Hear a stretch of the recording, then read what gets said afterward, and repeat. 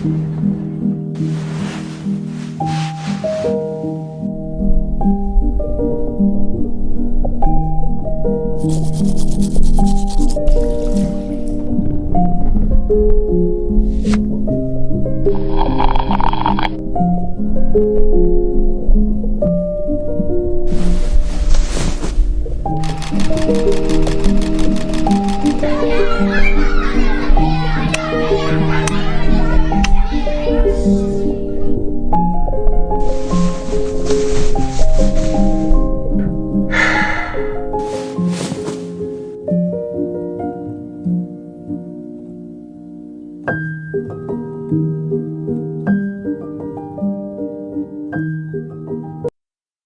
everyone, our group is Green, and our group project is Case Study of IKEA. My name is Avery. Let's begin.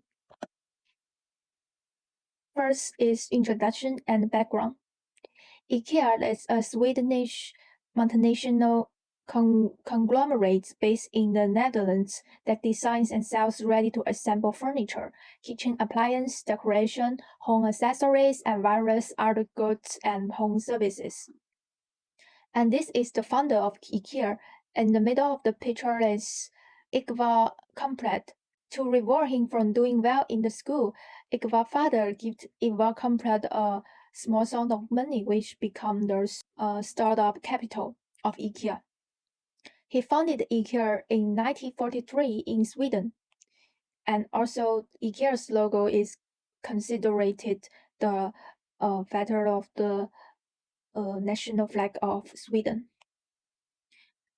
Till now, but IKEA has been controlled by Kamprad family as privately limited company till now.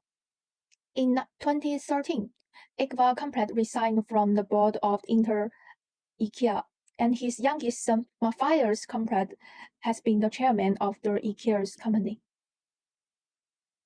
And this is IKEA's ownership on the flow chart, and the parent companies are at the top of the chart, and the Stichting Inga Foundation based in Netherlands and Interrogo Foundation based in Liechtenstein.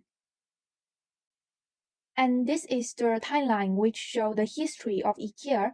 IKEA was founded in 1943, and in 1948, IKEA took furniture into range. In 1953, IKEA say hi to the flat pack. Also, the flat pack furniture already exists. It hasn't really taken off in Sweden yet. So it takes a demonstration by IKEA supplier. Flat pack self-assembly products become the solution to the transportation struggle.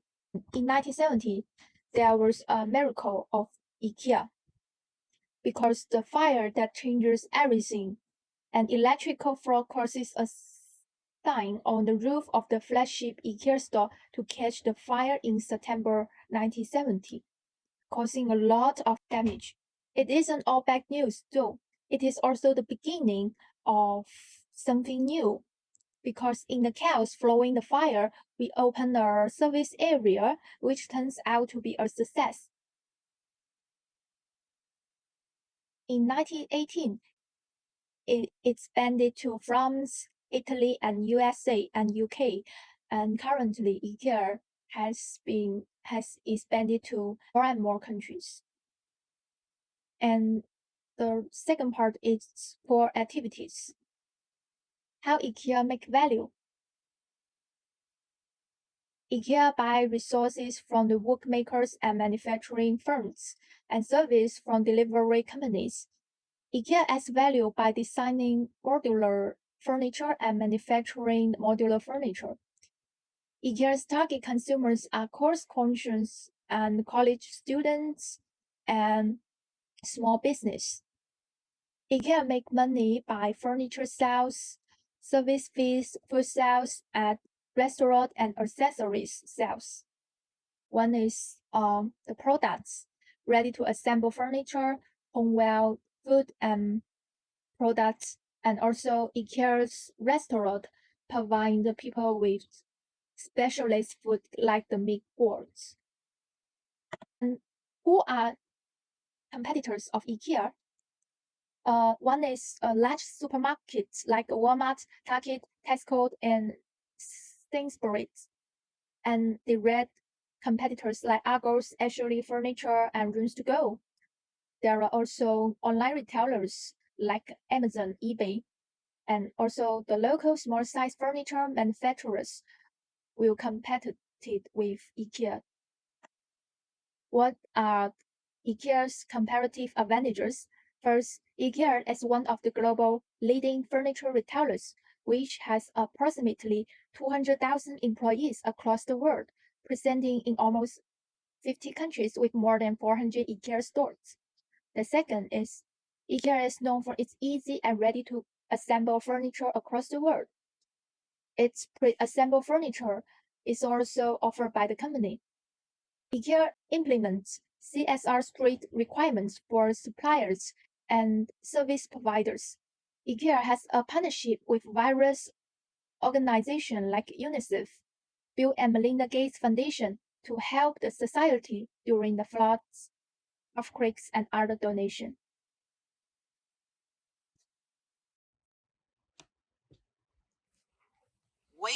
Wait. My name is Blotch, the IKEA shark. Do you remember me? You know I obtained stunning core competitive advantages through my unique business model. No one can defeat me. Recently, I read an article by Milton Friedman and became his fan. The only one social responsibility of me is to increase profits as long as I obey laws. Bro, you are wrong, you know. CSR help us win customers. Customers think that CSR represent the high quality of our products and are willing to buy our products out of good causes. Moreover, shareholder theory may be counterproductive in the long term. It focuses on too much on short-term profits and it can distract our managers from innovations and future planning. And it will put them under too much stress and to deliver faster returns. In addition, this series may also increase the inequality in our company because the higher paid employees can just rely on their stock-based compensations. I hadn't thought of that. Thank you. What should we do? Oh, don't worry, we propose the following recommendation for you. Number 1. Responsible supply of raw materials. Timber uses of IKEA were found to illegally log in a neighboring forest. We recommend IKEA should reinforce its wood supply chain auditing to reduce the supply of legally harvested timber to less than about 10% of totally supplied raw materials, hence promoting the forest management and ensure a steady supply of responsible raw material. Responsible harvesting of trees is essential for promoting environmental sustainability and we propose these specific methods including annual wood procurement plan, internal and third-party auditors, and certification by FSC. Number 2. Reverse logistics. Products of IKEA as we know are not very durable, and it will lead to waste. We recommend increasing investments in recycling from the current level of 68.2 to about 85% in the next 2 years to reduce the environmental stress caused by raw material harvesting. Also, it should capitalize further on second-hand markets to account for at least 15% of its sales and attract younger customers while promoting environmental sustainability. Specific methods include piloting a free furniture buyback and resale program. Customers can just resell their gently used furniture in exchange for store credits. The items will then be available for resale at discounted prices after assessment. Number 3. In 2021, IKEA France were found guilty of illegally spying. Well, we recommend based on this that the company should ensure transparency and responsibility as the key organizational culture and implements its employee protection policy for its workforce. Also, IKEA should establish the uh, completed employee compensation in case of employee rights violations, which can promote employee provisions and improve its brand image. It will finally enhance the profitability and its social impact. Number 4. Downsizing. Different from its massive store model, IKEA should increase the number of small format shops attending to specific needs of small accessories and furniture to about 14% of their stores in the next 3 years. Small format shops can serve as planning studios for shoppers to pick out their items they want and deliver to their homes. It will also help reduce the current emission from IKEA's massive complex and enhance their efficiency. Number 5. To curb risk, IKEA's integration of furniture subscription services should complement about 20% of its business model. In addition, it should increase the furniture refurbishment to make up at least 15% of the total sales in next year. We recommend IKEA should start listing furniture to prolong the life of its products. Customers can return their furniture at the end of their very licensing periods and pick up something new if they want. And IKEA can refurbish and resell them. The listing trials can help move to develop a secure business model, then reuse their products to make new ones. Number 6. As more and more shoppers are turning to the internet to ring up their purchases, the company don't need as much real estate. IKEA should proactively transform in densely populated markets to meet customers where they are. For next year, IKEA should integrate business marketing strategies to transition into e-commerce model, thus reducing demand for the large showroom spaces. Consequently, it should target to increase its current 11% e-commerce sales to over 30% and reduce its consumption of energy by 15 to 20%. Number 7. IKEA should invest more on carbon neutralization through responsible forest management and use of renewable energy.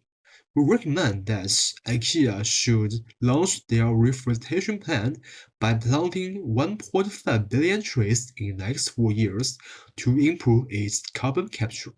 Also, it should transition to over 58% renewable energy sources in the next 18 months to reduce its carbon footprint. Moving forward with the goal of responsible sourcing, we hope that we can extend the life of IKEA products and materials by using the only renewable sources and offering new solutions to customers. By this, IKEA will be able to reduce more greenhouse gas emission by 2030 than its entire supply chain emits. Science IKEA restaurants are an integral part of every IKEA. They should ensure that their food is free of artificial preservatives and has less salt, fat, and sugar. Food also needs to be obtained from sustainable sources. The meat, fish, seafood, and eggs provided by IKEA restaurants should have higher welfare standards. This can attract more customers to IKEA. IKEA should ensure that they have removed disposable plastic parts from their products package. They should use biodegradable rather than plastic products. In order to improve waste reduction and recycling mention, they should also consider using methylene package. Reducing the consumption of plastic is to minimize the risk of landfills. This is also a responsible way to save wildlife. Without good employee benefits, IKEA will lose many experienced managers and employees. IKEA needs to train more new employees to replace the old ones, which will lead to training costs and staff rotation costs. If the training of new employees is not good, or they can't afford more work, it will easily become an obstacle to the company's operation and lead to loss of profits. Therefore, provided good employee benefits can reduce employee turnover and avoid more losses. Customers are the most important and basic part of an organization. Therefore, it will be very influenced for IKEA to start with them. Every customer of IKEA should understand the sustainable methods of consuming and managing energy. In addition, customers need to know how to reuse and recycle some selected IKEA products, such as sofas. In terms of sustainability, the sofa has always been a challenge. They are large, heavy. They require IKEA to continue to explore better ways to design, manufacture, and package them. A great success story is IKEA's new sofa, which now use only 13 parts instead of 122. This significantly reduces the use of water and energy, and requires a smaller package, so there is no need for so many transport. All this means reduce emotion and environmental impact without influence quality and comfort. Water is an important resource in the world. To improve the management of fresh water use inside and outside IKEA's supply chain, it can solve the problem of water use in IKEA's supply chain operations and make useful local water resource goals. The zero tolerance policy is useful for the safety and health related risks of children's products. Safety is always noticed at all stages of product development, and risk assessment of products is required at each stage. All employees and the suppliers who develop products for children need to receive training on children's needs and development to ensure that products are safe at all stages for children's life. IKEA should set aside around 2% of total sales for community environmental projects. It can improve environmental production and brand image. Future of IKEA. The change in consuming trends that is being faced in the global may affect its operations. Conduct a market survey to determine the needs and requirements of its customers. Apply technology in its operations and needs to expand its operations into new markets.